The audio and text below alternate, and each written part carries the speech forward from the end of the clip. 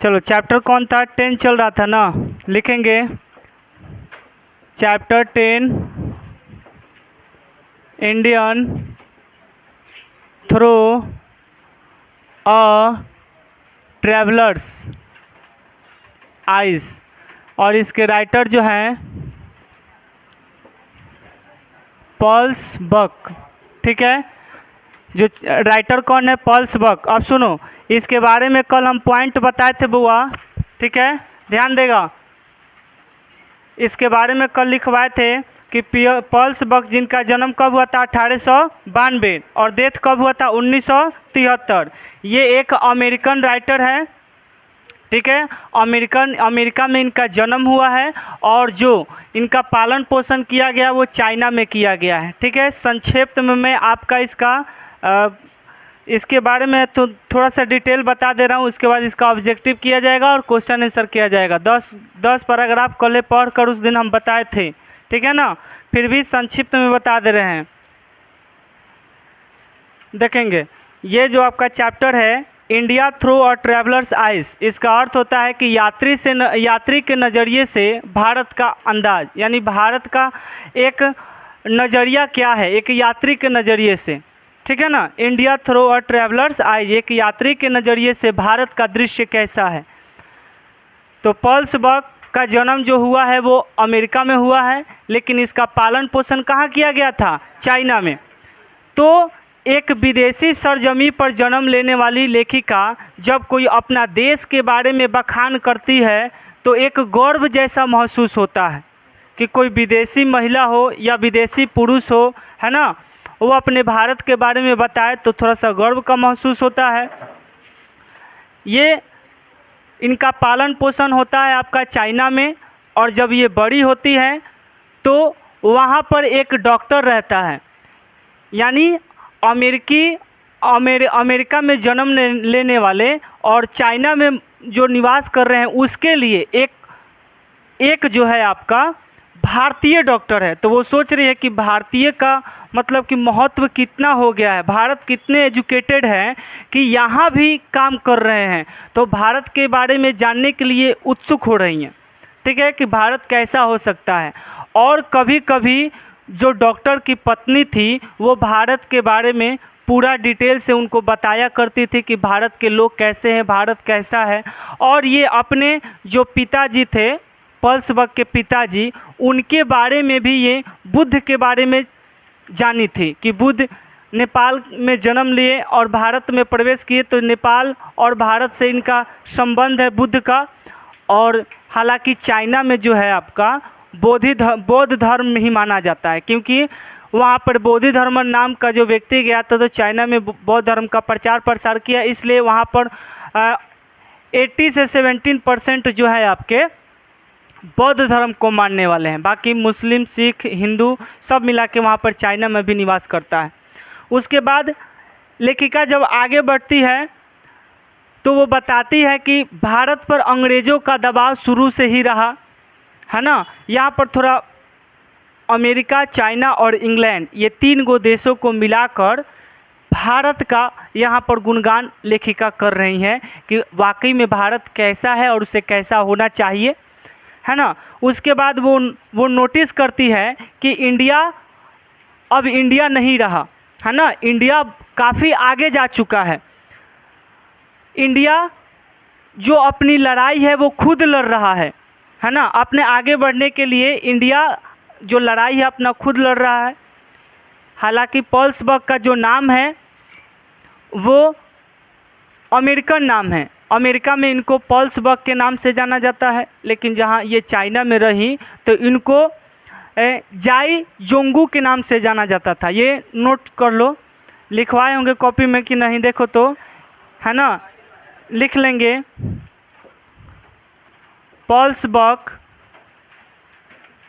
also known as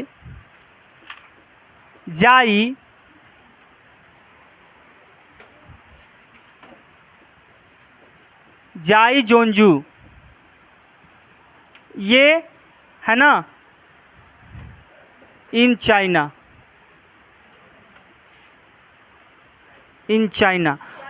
हाँ जाई, इसको साई नहीं पढ़ेंगे, जाई पढ़ेंगे। चाइना में इसको जाई कहा जाएगा, जाई जोनजू। ये जेन जू लिखा होगा लेकिन इनको जोनजू कहेंगे, जाई इसलिए हिंदी में लिख दिए जाई जोनजू। Pearl S Buck also known as जाई जोनजू, इनको चाइना में जाई जोनजू के नाम से भी जाना जाता है। तो अभी तक तो नहीं पूछा है प्रश्न, अगर कभी पूछ दिया कि पल्स बग को किस नाम से जाना जाता था चाइना में, तो जाई जोनजू के नाम से जाना जाता था, ये लिख लेंगे।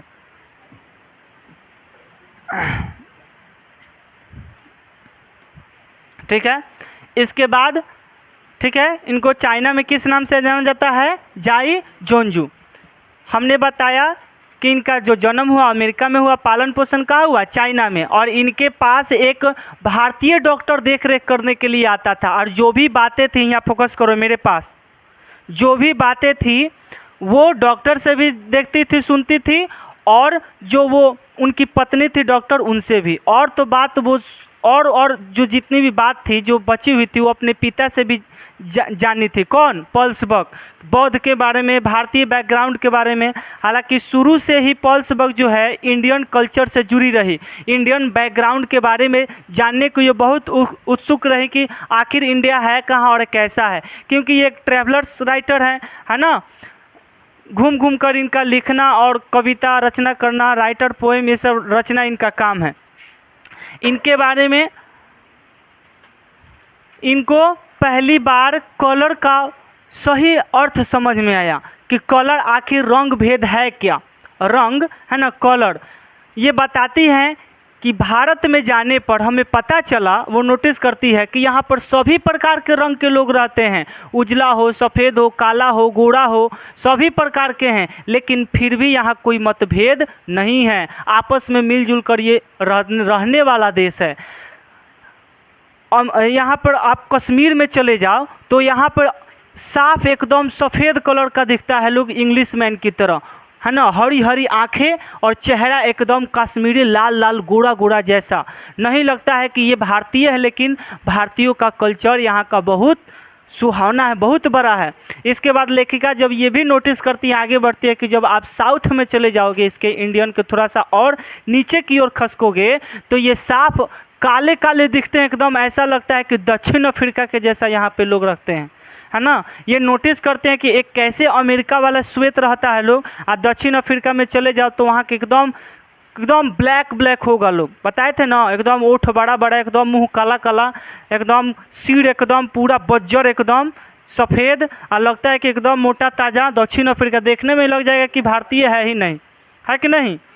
श्रीलंका हो या दक्षिण अफ्रीका हो, अमेरिका में पहचान में आ जाता है कि भाई वाइट वाइट है, पूरा एकदम सफ़ेद बाल, सफ़ेद मुंह, एकदम सफ़ेद गोरा, है ना। ये तुमको मिलेगा सिपाही की माँ हिंदी में, सफ़ेद गोरा, इस सब के बारे में। ईसाई कल्चर ये सब ज़्यादा होते हैं, तो ये अमेरिका में। तो ये जो लेखिका है पल्स बग बताती है कि एक और काले लोग हैं, एक और सफ़ेद लोग हैं, तो भारत को बीच में रखा जा सकता है। पहला नंबर पर काले हैं, दूसरे नंबर पर, या पहले नंबर पर श्वेत है, दूसरे नंबर पर काले है ना। तो इंडियन को हम बीच में तीसरी रेस में रख सकते हैं कि यहाँ पर सारे लोग श्वेत नाम से जाने जाते हैं, ब्लैक नाम से जाने जाते हैं, इंडियन को आप किस नाम से जानेंगे।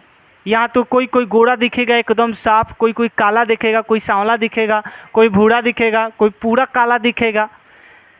जब ये भारत में आती है तो ये भी नोटिस करती है ना, ये भी नोटिस करती हैं कि चाइनीज़ कंट्री में अमेरिकन फैमिली के लिए जो है, चाइनीज़ कंट्री में जो अमेरिकन फैमिली के लिए है, वहाँ पर एक प्रकार का जो भी डॉक्टर है ना, वो भी वैसा ही है जैसा वहाँ के लोग हैं।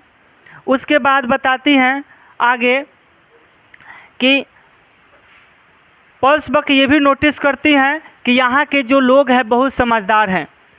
जैसे में ले लो महात्मा गांधी, ये अहिंसा के बहुत बड़े पुजारी हैं, और ये पूरे इंटरनेशनल आपके वर्ल्ड में जाने जाते हैं। महात्मा गांधी को कौन नहीं जानता है, ये इंटरनेशनल लेवल पर जाने जाते हैं, अंतर्राष्ट्रीय लोग इसको पूछता है। क्यों? क्योंकि ये नॉन वायलेंस के क्या थे, है ना, पूरक थे, पूजनीय थे कि अहिंसा नहीं करना है हमको, अहिंसा के पद पर रहना है, तो ये जाने जाते हैं। दूसरा नंबर बता रहे हैं कि यहाँ पर आप जवाहरलाल नेहरू को ले लीजिए, इतने जाने माने, इतने प्रशिक्षित हैं जवाहरलाल नेहरू।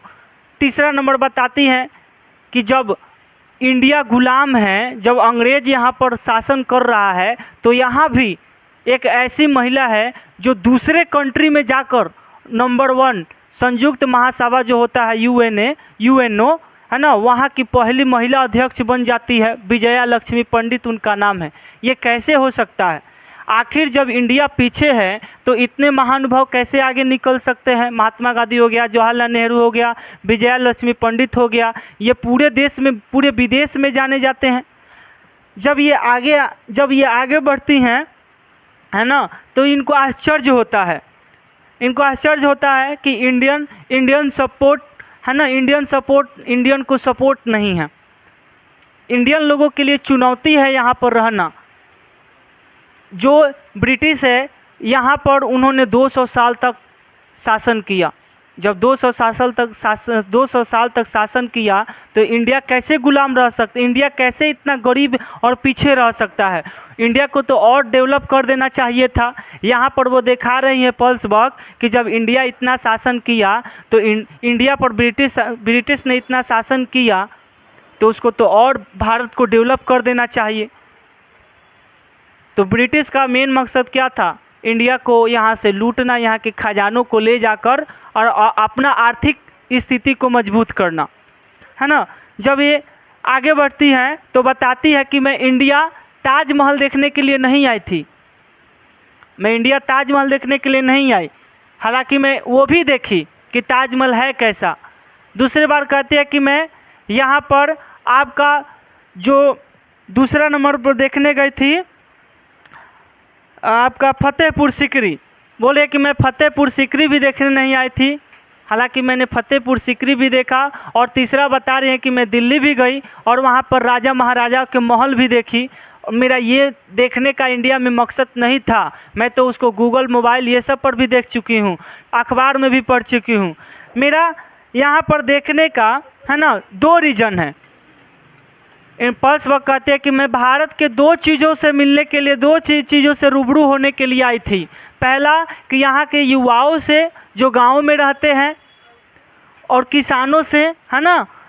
पहला जो युवाओं से जो शहरों में रहते हैं और दूसरा जो गाँवों से, बुद्धिजीवों से जो गाँव में रहते हैं। मैं यहाँ गाँव और शहरों को देखने आई थी कि इंडिया का गाँव और शहर कैसा है। ठीक है, ये कौन कह रहा है? Pulse bug. ये सारे जो हम समरी बता रहे हैं वो आपका टोटल ये इंग्लिश में दिया हुआ है ना। आप इसको रीडिंग कीजिएगा, है ना। आप इसको रीडिंग करके पढ़िएगा और समझने का कोशिश कीजिएगा। आपको हम समरी बता रहे हैं। इसके बाद वाला जो चैप्टर है ए मैरिज प्रपोजल, उसको लाइन बाय लाइन में पढ़ कर बताऊँगा, क्योंकि ये एग्ज़ाम के दृष्टि से इम्पोर्टेंट है। यहाँ से आपके ऑब्जेक्टिव और क्वेश्चन आते हैं, ज़्यादा नहीं आएगा। यात्री के नज़रिए से भारत का दृश्य कैसा है, इसीलिए मैं आपको समरी बता रहा हूँ। और कि जब समरी समझा रहा हूँ, ऑब्जेक्टिव देखना तो खुद समझ में आएगा। यहाँ तक कहानी समझ में आया ना कि पल्स बग जो है, पल्स बग का जो बैकग्राउंड है वो क्या है? भारतीय बैकग्राउंड है। वो भारत के रीति रिवाज से जुड़ी रही। वो अमेरिका में जन्म ली, चाइना में जाकर बसी। चाइना में एक भारतीय डॉक्टर आता है, वो उनका देख रेख करता है। तो वो सोचती है कि भारत के लोग कहाँ कहाँ फैले हुए हैं, उसका एजुकेशन सिस्टम कितना बड़ा है, ये कितने अच्छे शिक्षित हैं, लेकिन भारत का जो इतिहास हम सुनते हैं वो काफ़ी पीछे है। कैसे? इसके बारे में वो ढूंढती है, डॉक्टर के पत्नी से पूछती है, अपने पिताजी से बुद्ध के बारे में सुनी थी, क्योंकि वहाँ पर बुद्ध पूजे जाते हैं।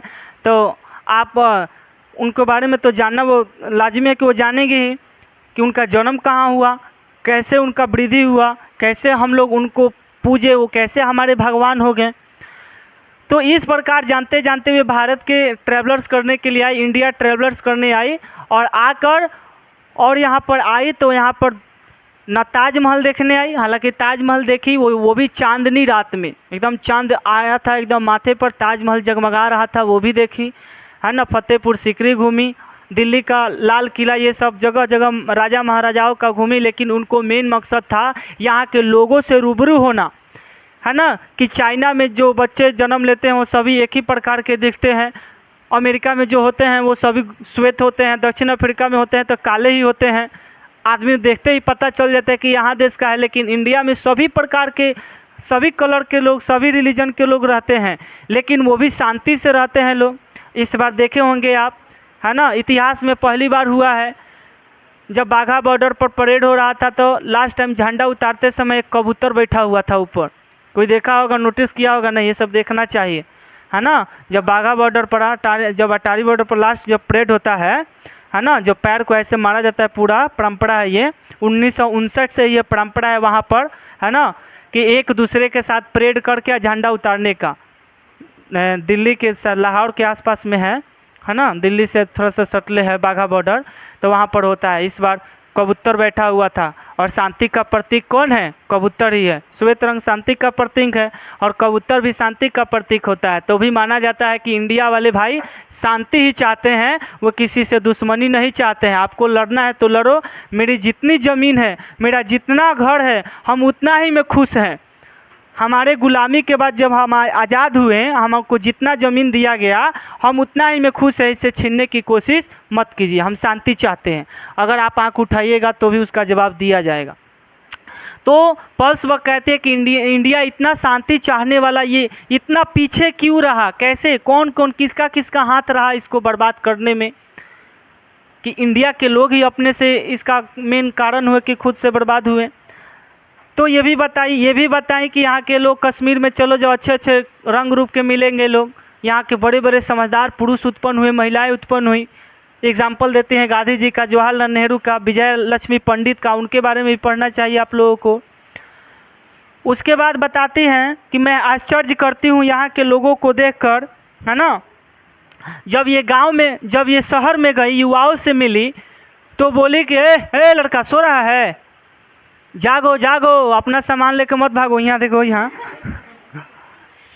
ठीक से बैठो, ठीक से पैर सीधा करो, तनी मन लगाओ, सो रहा है, कपार दुख रहा है नहीं ना?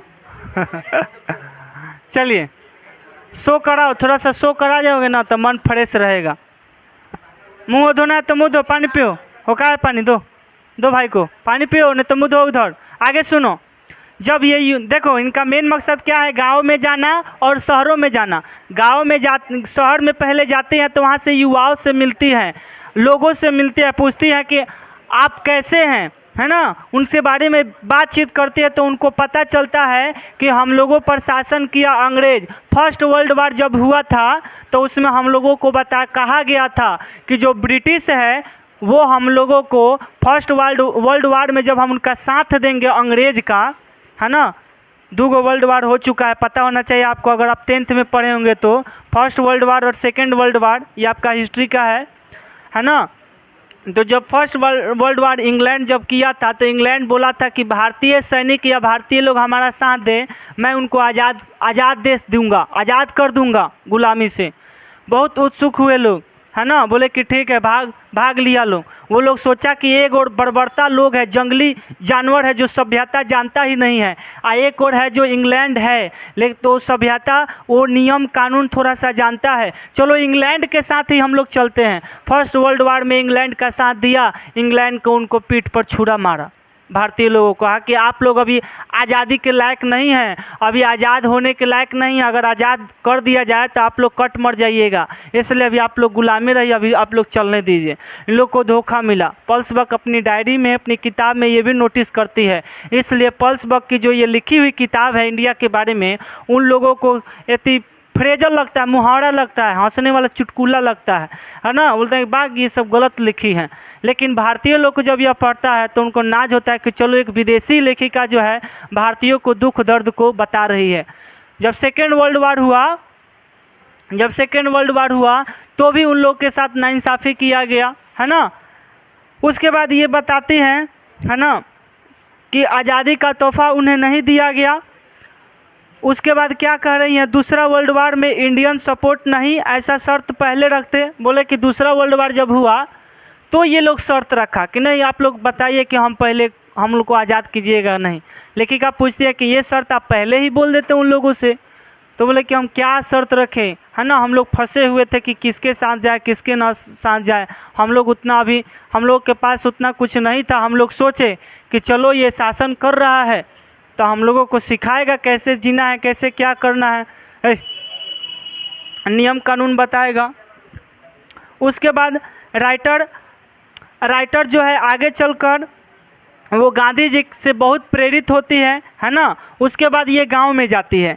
गांव में जाकर इन्हें गरीबी दिखता है ना। गरीबी देखकर ये बहुत चकित रहती है। वहाँ पर गई तो उनको एक छोटा भाई मिला, जिसका बड़ा भाई को पैरालिसिस हुआ था। वो आगे लेटा हुआ था, है ना, सोया हुआ था। तो बोली कि ये कौन है? तो ये मेरे बड़े भाई हैं। अब पिताजी कहाँ हैं? तो खेत में गए हैं। तो ये क्या करते हैं? तो ये बैठकर ऐसे ही लोगों को उपदेश देते हैं। कोई इनसे कुछ मांगने के लिए आता है, कुछ राय विचार तो अपना बताते हैं। इतना पढ़े लिखे हैं, इतना ज्ञान लिए हैं, बैठे हैं, इनको ये दिक्कत है। उसके बाद आप क्या करते हैं? तो हम घर देखते हैं, थोड़ा सा पढ़ाई लिखाई करते हैं। इसके बाद ये जाती है तो इनको छोटा छोटा गरीब लोग मिलता है, जो छोटे छोटे बच्चे मिलते हैं, जिसका पैर पतला, पेट फेंका हुआ, आंखें धंसा हुआ, कुपोषण का शिकार, जिन्हें भूख से तड़पता हुआ देखकर इनका मन बहुत दुखित होता है। वे सोचती हैं कि ऐसा तो चाइना में भी नहीं है, ऐसा अमेरिका में भी नहीं है, ऐसे वहाँ के किसान ऐसे नहीं हैं जहाँ जितना भारत का है। रूस में भी है भारत के जैसा ही नाजीवाद। वहाँ पर जो एक नियम आया था हिटलर के समय का, कुछ समय यहूदियों का जिस समय हुआ था, वार किया गया था, युद्ध का हुआ था, उस समय कुछ स्थिति बन गई थी जब एक संयुक्त राष्ट्र संघ टूटा था। यूएसएसआर टूटकर एक केवल रूस बना, है ना।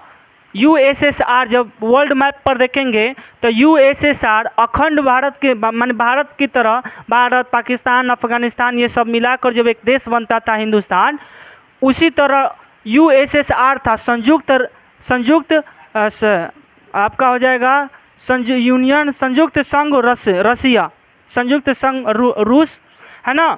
माने एक संयुक्त रूस था, संयुक्त संघ रूस के नाम से जाना जाता था यूएसएसआर। उसके बाद जब जब ये हिटलर का, जर्मनी का, जब हिटलर था चांसलर, जब वो वार किया, जब वो अपना नियम कानून एकदम पूरा तानाशाह की तरह लगाया, तो रूस से 15 गो देश टूट गया, अलग देश बना लिया, जिसमें यूक्रेन भी था। यूक्रेन भी रसिया का ही अंग है। तो रूस का था। उसके बाद अमेरिका ने अपनी सुरक्षा के लिए एगो संगठन बनाया जिसका नाम था नाटो, है ना। नाटो अपना संगठन बनाया। अभी फ़िलहाल में 31 से 32 इसके सदस्य देश हैं, और इसका मेन मकसद है नाटो का कि अगर इसके एक देश पर कोई देश वार करता है तो उस देश पर 30 मिलकर मारेंगे। मान लो कि भारत इसका सदस्य नहीं है, भारत किससे लड़ता है?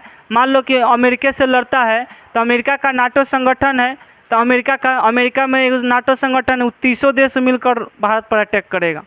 तो भारत को भाई एगो नहीं कोई देश ऐसा चाहिए, मित्र चाहिए, जो इस पर कोई बाद में अटैक करे तो ये अपना दे, न तो चारों तरफ से लूट लेगा। ना चाइना अपना है, ना पाकिस्तान अपना है, बांग्लादेश में वही हाल है, मालदीव में वही हाल है ना। तो हमारे दुख के घड़ी में भाई रसिया ही साथ देता है। ये इतिहास ही हम नहीं कर रहे हैं, इतिहास बताता है, गूगल बताता है, यूट्यूब बताता है, अखबार बताते हैं, बड़े बड़े न्यूज़ चैनल सबको ही बताते हैं कि दुख के समय में इजराइल था, है ना। जब 1999 का कारगिल युद्ध हुआ, जब देखोगे सबके, जब पहले से ही पाकिस्तान पहाड़ पर चढ़ गया था, है ना, एलओसी को हथियाने के लिए पहले से ही पहाड़ पर चढ़ गया था। तो इधर से जब देखा कि ज़मीन हथिया लेगा, भारत देखा कि ज़मीन हथिया लेगा पाकिस्तान, तो ये लोग चढ़ाई किया तो ये लोग को दिखेगा भारत वालों को, तब ना अटैक करेगा। तो ले से उधर से देखते कि चढ़ रहा है तो ले मारता था सब, गोला बारूद सब।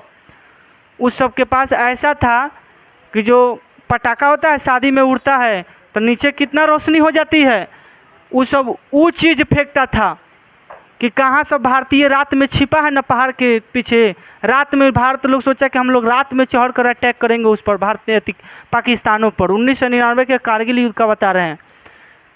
तो वो लोग छुरछुरी जो टाइप का था वो छोड़ता था रात में, और देखता सब कि यहाँ पर है, वहीं पर गोला गिरा देता था। पर भारतीय लोग जितने सैनिक थे मारे जाते थे। तब इजराइल उस समय ऐसा ड्रोन हम लोगों को दिया कि एकदम सटीक जाकर जहाँ पर छिपे रहते थे वहीं पर खोज कर मारता था। तो कारगिल के युद्ध में इजराइल हम लोगों का साथ दिया। तो ऐसे ऐसे देश को हम लोगों को नहीं भूलना चाहिए, है ना, जो हमारे दुख में साथ दिया भाई। तो वही ये बता रही है कि जब हमारा जो हम जब गए गांव में, तो उस समय हमको एक भाई मतलब एक लड़का मिला, जो छोटा भाई था, उसका बड़ा भाई आगे पैरालिसिस से पड़ा हुआ था। हम गए वहाँ की गरीबी देखें, फिर थोड़ा सा आगे हम साउथ एरिया तमिलनाडु दक्षिण अफ्रीका की ओर गए तो हमें वो संस्कार देखने को मिला जो हमारे देश में है ही नहीं। हम लोगों को केला के पत्तल पर हमको परोस कर खाना खिलाया गया, है ना, हाथ धुलाया गया पहले, उसके बाद हमको खाना खिलाया गया। अनेक प्रकार के व्यंजक थे, ये देखकर हमको संस्कार बहुत अच्छा लगा, है ना। पहले बड़ा आदमी खाता था, तब कोई छोटा आदमी खाता था। पिता के मुख के सामने कोई औरतें बैठकर नहीं खा सकती थी। ये संस्कार देखने को हमें वहाँ पर इंडिया में मिला। इसके बाद बताती है कि मैंने पूछा वहाँ के लोगों से कि आप जब गुलाम थे तो आप इसका विरोध क्यों नहीं किए, है ना। हालांकि आपको इस सब गुलामी में या आपको पीछे रहने में आप खुद इसका कारण हैं, आप खुद इसका कारण बने हुए हैं, है ना। क्योंकि आपको किसी पर क्या बोलते हैं, निर्भर रहने का आदत है, निर्भर रहने का कि वही सब कुछ कर देगा। आपको इस चीज़ों को बदलनी होगी। फिर उसके बाद बोले कि मैं वहाँ पर गए तो हमें अनेक धार्मिक चीज़ों देखने को मिला जो पूजा पाठ त्योहारों में किया जाता है। मैंने सीखा कि दुनिया की कोई भी देश हो, सारे भगवान एक ही हैं और सबका एक ही मकसद है। सभी लोग अपने हृदय में ईश्वर को बसाते हैं, सबका पूजा करते हैं, है ना। अमेरिका, ब्रिटिश, ये है ना, हमारी जो किताबों से चिढ़ते हैं, लेकिन मेरी किताब का जो मेन मकसद है वो केवल भारतीय ही जानते हैं। यही था आपका, है ना, इंडियन थ्रो और ट्रैवलर साइज, है ना, यात्री के नज़रिए से एक भारत का दृश्य। ठीक है, चलिए निकालिए ऑब्जेक्टिव टारगेट से देख लिया जाए। ये ध्यान रहो, 6 7 8 दे दिए, 7 8 9 दे दिए तो का समझ सर जी के याद नहीं के हम सूती लता में नाचत रहेला कि का हम होमवर्क दिए हैं, का पूछना है, कैसे पढ़ाना है, कैसे रिजल्ट लाना है। तुम लोग पढ़ो, जो होमवर्क दे छोड़ना नहीं है। आगे चलो, देखेंगे इसका ऑब्जेक्टिव जो पढ़ाया वो ऑब्जेक्टिव में है कि नहीं, देखा जाए। पहला पॉल्स बक, देखेंगे Pearl S Buck at her food dash in Indian village. कह रहा है कि जो पॉल्स बक है वो, है ना, किसके द्वारा भारतीय गांवों में भोजन को ग्रहण करती है। ठीक, फूड माने भोजन, ठीक है। इन इंडियन विलेज, भारतीय गांवों में कैसे भोजन खाती है। Will ladle with her hands with fork and spoon with chopsticks. तो वो अपने पलथिल मारकर हाथों से खाती है, वो भी पत्तल में, है ना।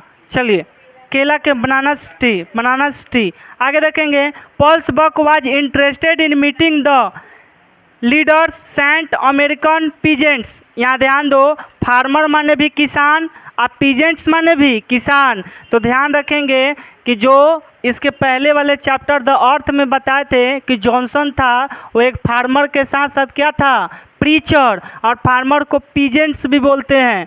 ठीक है, तो पॉल्स बक को ज़्यादा रुचि थी किसके साथ मीटिंग कर मिलने के लिए, है ना, किसानों के साथ। क्लियर। आगे, Pearl S Buck was invited for my modernity educated family. कह रहे हैं ये जो है पॉल्स बक भोजन के लिए नए अतिथि शिक्षित परिवार को इनवाइट करती है, बुलाती है। ये आपके किताब से ही होगा कोई लाइन। चलिए चौथा देखेंगे, which nation has called by young state of ancient people. कह रही है कि कहाँ के लोग, कहाँ किस राष्ट्र में, ठीक है, कौन सा राष्ट्र है जिसको ये कह रही है young state and ancient people, प्राचीन लोग का युवा देश।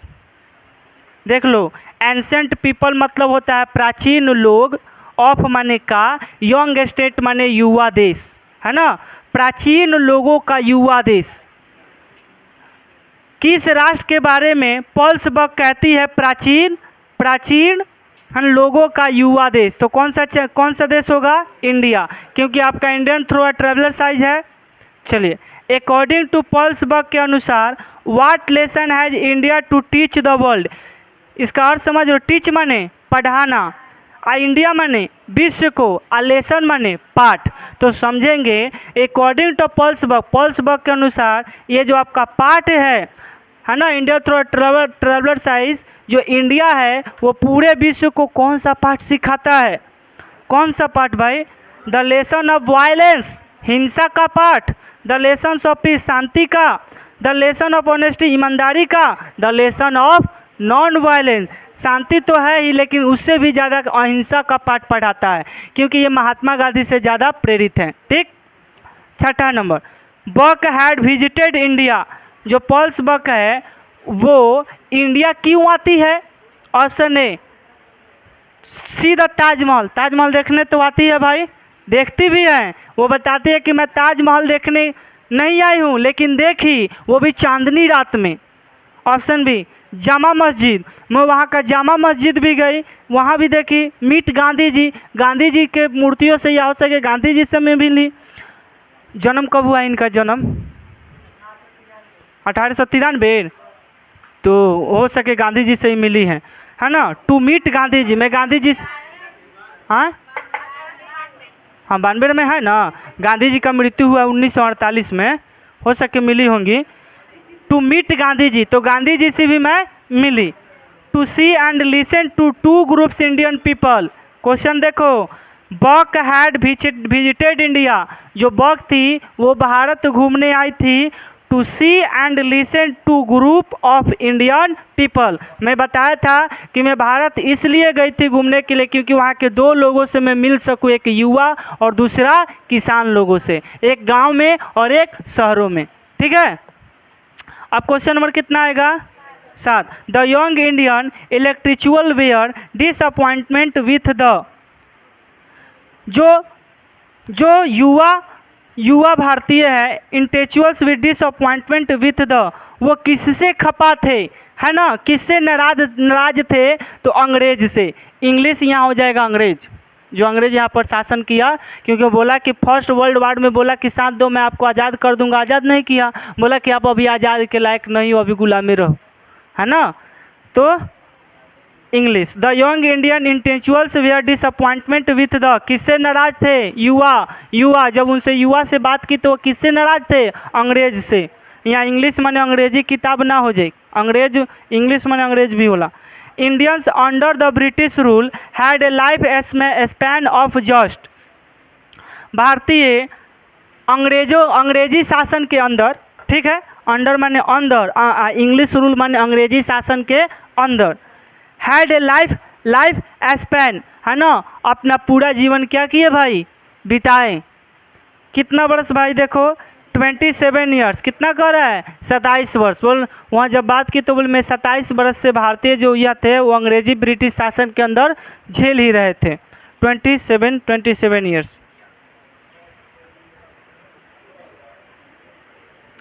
For all the ills of India the writer blames, सुनिए, for all the ills of India, India के सभी लोग बीमार हैं, कुपोषित है ना, गरीब में जी रहे हैं। द राइटर ब्लेम्स, ब्लेम माने शिकायत करना, थोपना, है ना, ब्लेम करना।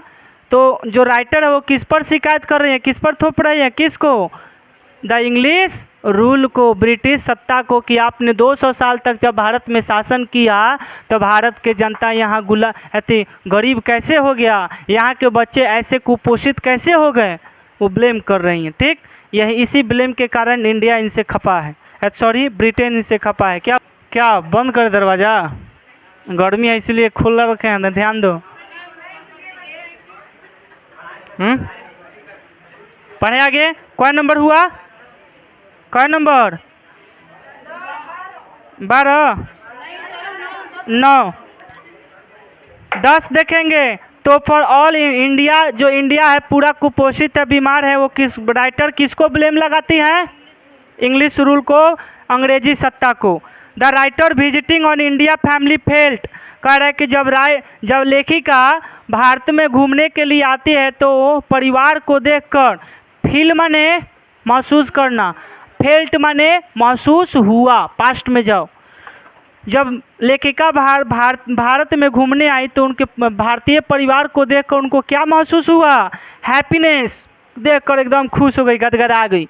सौरो, है ना, सौरो दुखी हुई। डिजस्ट घृणित हुई। नॉन ऑफ दीज, इनमें से कोई नहीं। घृणित। हैप्पीनेस, हाँ हैप्पी माने खुश, हाँ हैप्पीनेस ही है, यहाँ होगा नाराज, है ना, हैप्पीनेस है, केवल हैप्पी रहता है तो गदगदाना हुआ, खुशी होता। यहाँ हैप्पीनेस है, दुखी हुई, है ना, भाव विभोर हो गई, आँख में उनका आंसू आ गया, हैप्पीनेस है। यहाँ नाराज आप लिख सकते हो, सौरो माने दुख होता है, भाव विभोर भी हो सकता है, हैप्पीनेस। चलिए 11 नंबर, द बुक कॉम, देखो बोले है ना, ये देखो 2022 के इंटर ऑफ साइंस में पूछा है, the book com my beloved, beloved माने होता है प्रेमिका या प्रेम या प्यारा, है ना, कॉम माई बिलव्ड, मेरे प्रेमी या मेरे प्रेमिका या मेरे प्यारे आइए। ये जो है आपके किसके किसके बैकग्राउंड के बारे में बताया गया है इसमें, इंडियन बैकग्राउंड, है ना, भारतीय परिदृश्य को दिखाया गया है। सी टॉट इन, टॉट कहाँ शिक्षा ली थी, अरे संजू 13 नंबर देखो 12, सी टॉट इन कहाँ शिक्षा ली थी, चाइनीज यूनिवर्सिटी, मिला आगे। See on the Nobel prize, 13 number, Nobel prize इनको कब दिया गया, 1938।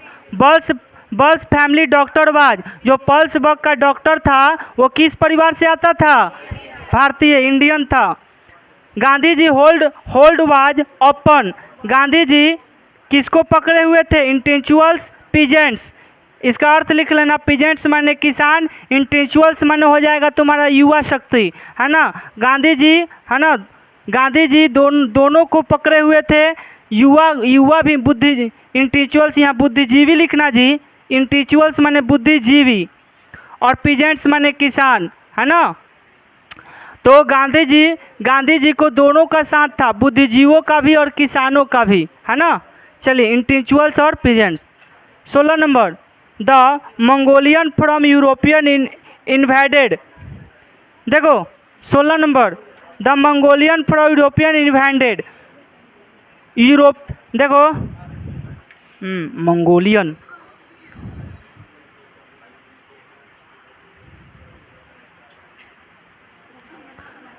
The Mongolian from European invaded, यहाँ अर्थ देखेंगे कि जो यूरोपियन था, है ना, वो मंगोलियन जो यूरोप के मंगोलियन थे वो कैसे थे, बंगाल, पंजाब, दिल्ली, कश्मीर के जैसे या कश्मीर के थे यूरोप के मंगोलियन।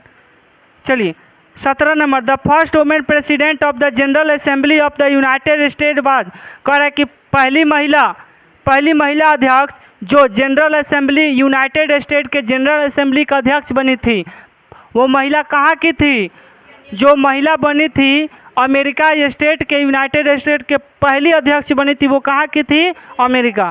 पल्स बग का जन्म पूछ रहा है 18 नंबर, कब हुआ था,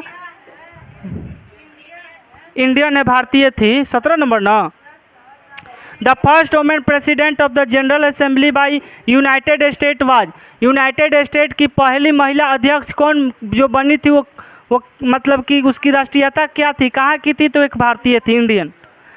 18 पल्स बग वाज बर्न, कब हुआ जन्म, 1892।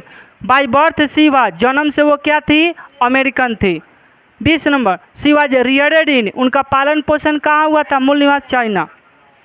She was Rudyard by her, उनका पालन पोषण कौन किया था, तो मिशनरी पेरेंट्स, है ना, वहाँ के जो चर्च था, है ना, वहाँ के वो जो रहने वाले मिशनरी पेरेंट्स कह सकते हो। वहाँ मिशनरी का अर्थ लिख लेना, धर्म प्रचारक, जो धर्म प्रचारक माता पिता थे वो किए थे। She was Rudyard by her, है ना, मिशनरी पेरेंट्स, जो धर्म प्रचारक माता पिता थे उनका पालन पोषण किया था। 22 इंडियन थ्रो ट्रैवलर्स आज हैज रिटन बाई, किसके द्वारा लिखा गया है लड़का, है पिटाएगा तू, पल्स बग के द्वारा किया गया था। किताब देखो 23 number, Pearl S Buck was written the lesson, Pearl S Buck कौन सा किताब लिखी है, Indian through travellers eyes. 24 Indian through travellers eyes in inspiring, कह रहा है ये क्या है जी, ऐसे है, ये नहीं लिखवाए थे, लिखवाना भूल गए थे, आप लिख लीजिएगा, कॉपी या इसमें दे भी दिया है ना। Indian through travellers eyes is an essay, is an essay, note कर लेंगे। चलिए आगे, कितना नंबर, 25 Pearl S Buck dash writer, Pearl S Buck was कैसी राइटर है, तो भारतीय, देखो भारतीय राइटर ही है, माने भारत के बारे में ज़्यादा लिखती हैं, तो इसलिए इनको इंडियन, हो सके ये अमेरिकन देना चाहिए, गलती दे रहा है, गलती है ये। Pearl S Buck is dash writer, American कर ले, सुधार लो option A American writer, A कर लो, गलती है, इंडियन दे रहा है, इंडिया के बारे में लिखी है। 26 number, dash has praised Indian people and their life, कह रहा है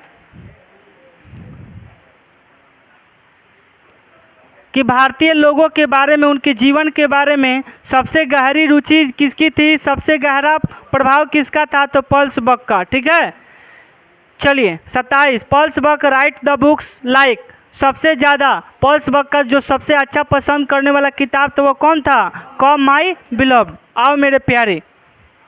Indian peasants are poorer than their dash counterparts, ए सुनो, कह रहा है इंडियन पीजेंट भारतीय किसान आर पुअरर दैन, कहाँ के लोगों से भी ज़्यादा गरीब हैं, तो चाइना है ना, चाइना से ज़्यादा भी यहाँ के लोग गरीब हैं। 29 number, I was called to kill a dangerous, है ना, वो किसको मारने के लिए चिल्लाई, जब रास्ते में जा रही थी ना तो उनको एक चीज़ दिखाई दिया जो सांप को लोग मिलकर मार रहा था, तो उसको बचाने के लिए वे पल्स बक बोली कि नहीं इसको मत मारो, तो वो था जो I called was kill a dangerous, मैं सांप को मारने के लिए ज़ोर से चिल्लाई। स्नेक ऑप्शन नंबर सी।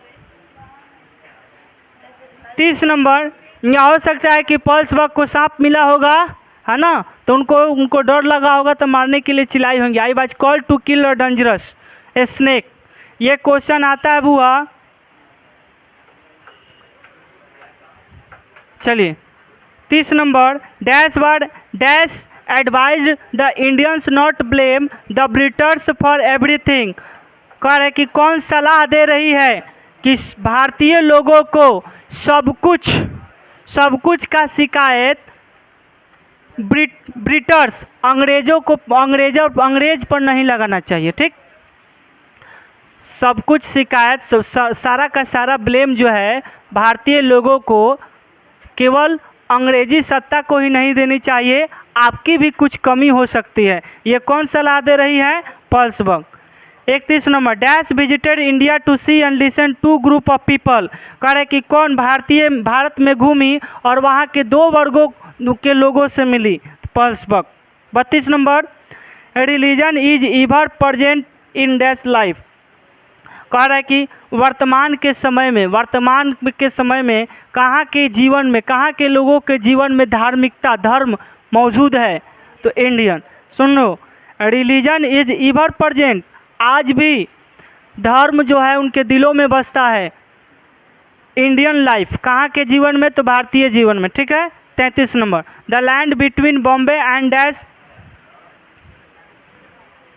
देखो 33 number, the land between Bombay and Madras famished, बोला पल्स बक जो घूमी है वो बॉम्बे से मद्रास में ज़्यादातर यात्रा की है, उसी जगह को बता रही है कि ये जो ज़मीन है ना, उनका जो यात्रा है बॉम्बे टू मद्रास के बीच में ही सीमित रहा। 34 number, the people of dash must be record as belonging to the Caucasians race, है ना, कह रहे कि कहाँ के लोग कैशियंस रेस, है ना, कहाँ के लोग रेस में, आज भी रेस में दौड़ रहे हैं, एक तरफ श्वेत एक तरफ काला और बीच में इंडियन, तो आपका वही है, द इंडियन पीपल, भारतीय लोग must be reckoned and belonging to Caucasian race, आज भी इस रेस में दौड़ रहे हैं। India was part of the background of, कह रहा है कि भारत जो है उनके बैकग्राउंड, उनके जीवन के परिदृश्य का हिस्सा रहा, किनके, द पल्स बक के लाइफ के। Option number D, come my beloved is written by Pearl S Buck. 37 number, the food in Indian village was served as dash leave, कह रहा है कि भारतीय लोग ने पल्स बक को जो भोजन दिया वो किसके पत्तियों पर दिया, बनाना लीव्स, है ना, केला के पत्तियों पर दिया। क्लियर, इसका ऑब्जेक्टिव कल याद कर लीजिएगा, क्वेश्चन लिखवा कर कल 11 चैप्टर पढ़ाकर इसको ख़त्म करके हिंदी शुरू करेंगे। क्लियर, चलिए मिलते हैं नेक्स्ट टाइम।